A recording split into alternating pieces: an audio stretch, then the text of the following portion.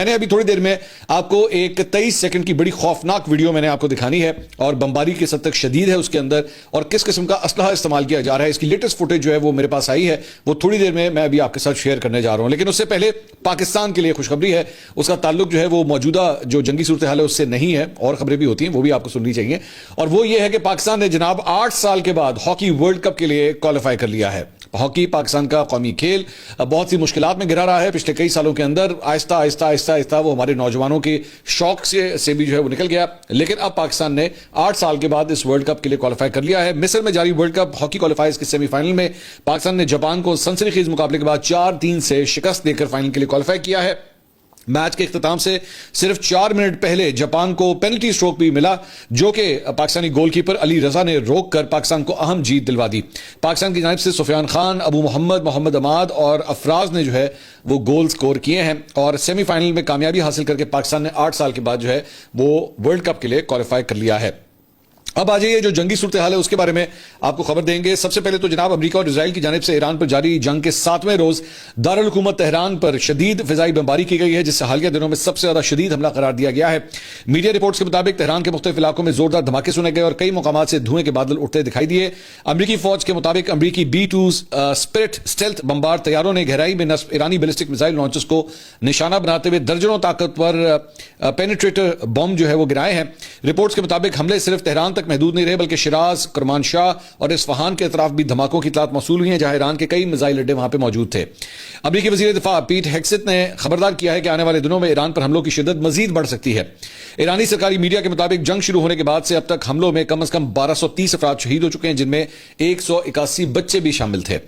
اس کے علاوہ جناب ایک ویڈیو میں آپ کے ساتھ شیئر کرنا چاہوں گا, اور وہ 23 سیکنڈ کی ویڈیو ہے جو میں آپ کے ساتھ میں نے آپ کو کہا تھا کہ میں آپ کو دکھانا چاہوں گا. یہ جناب وہ ویڈیو ہے جس میں بتایا گیا ہے کہ تقریباً 50 اور یہ اسرائیلی ڈیفنس فورسز نے یہ کلیم کیا ہے کہ تقریباً 50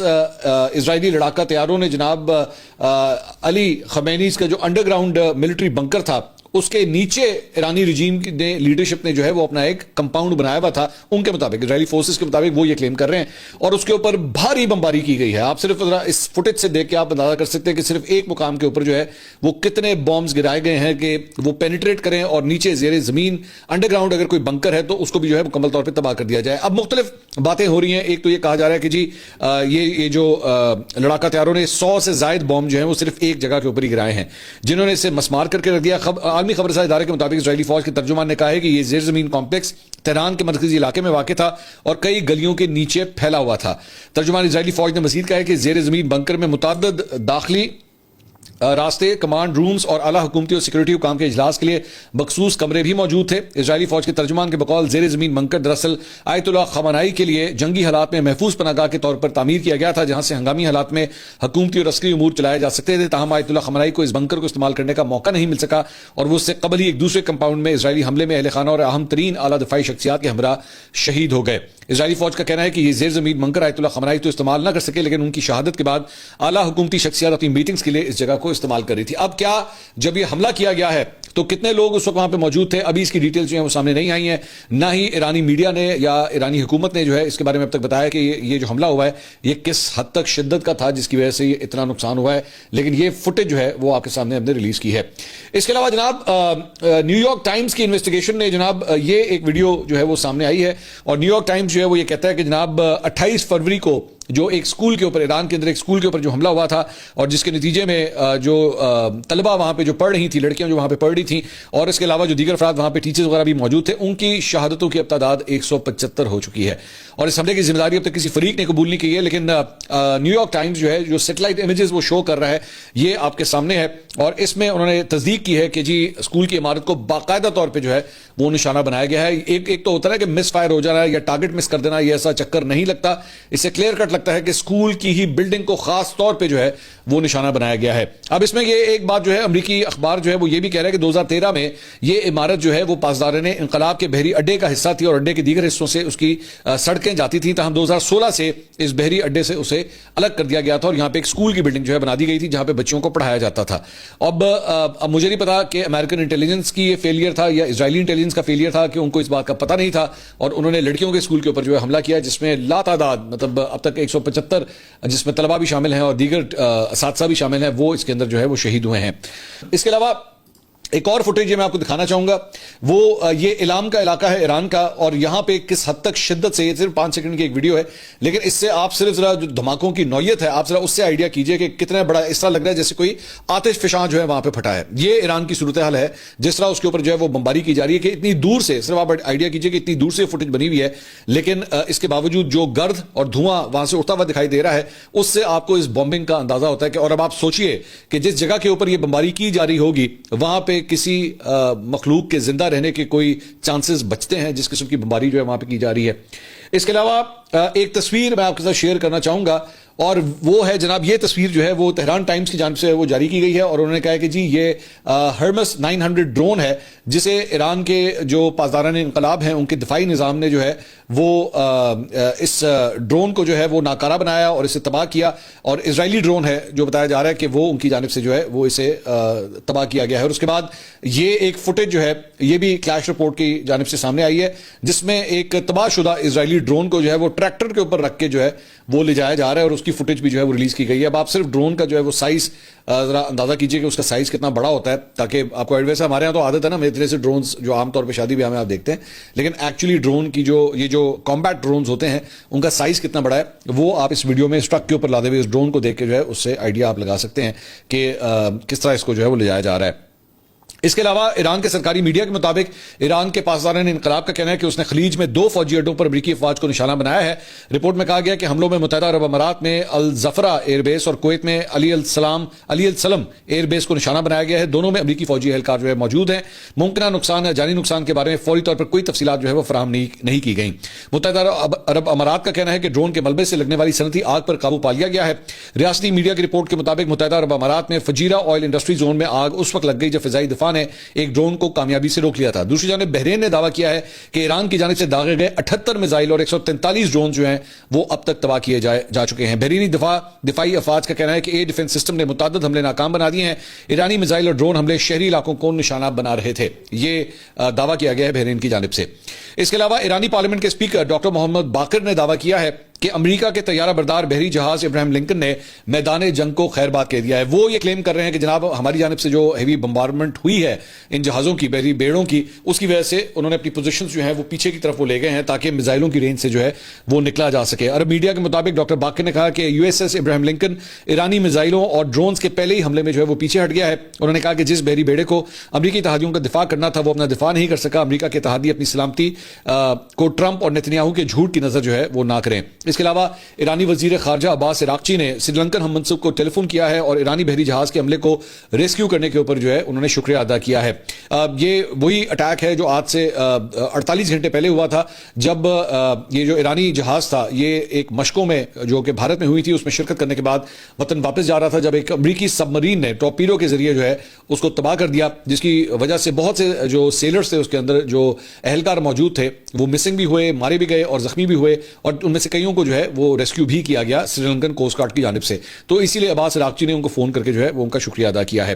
اس کے علاوہ ایرانی صدر مسعود پزشکیان نے ٹویٹ کیا ہے، انہوں نے کہا جی کچھ ممالک نے ثالثی کے لیے کوششیں شروع کر دی ہیں، ان کے بارے میں ہمارا جواب واضح ہے، ہم خطے میں دیرپا کے لیے پرعزم ہیں، لیکن ہمیں اپنے ملک کے وقار اور اختیار کے دفاع میں ذرا سی بھی ہچکچاہٹ نہیں ہے۔ ثالثی کے سامعین وہ ہونے چاہیے جنہوں نے ایرانی عوام کو کمتر سمجھ کر اشتعال انگیزی کی آگ بھڑکائی۔ تو اس کے علاوہ ڈونلڈ ٹرمپ کا کہنا ہے کہ جی ایران کے غیر مشروط طور پر ہتھیار ڈالنے کے علاوہ کوئی معاہدہ نہیں ہوگا۔ اپنے سوشل میڈیا پلیٹ فارم پر جاری بیان میں انہوں نے کہا کہ جی ایران کے ساتھ کوئی معاہدہ نہیں ہوگا سوائے غیر مشروط ہتھیار ڈالنے کے۔ انہوں نے کہا کہ پھر ایک بہترین اور قابل قبول قیادت کے انتخاب کے بعد امریکہ اور اس کے اتحادی ایران کو تباہی کے دہانے سے واپس لانے کے لیے بھرپور کام کریں گے، لیکن ابھی تک جو ہے وہ ہم کسی قسم کا معاہدہ نہیں کریں گے۔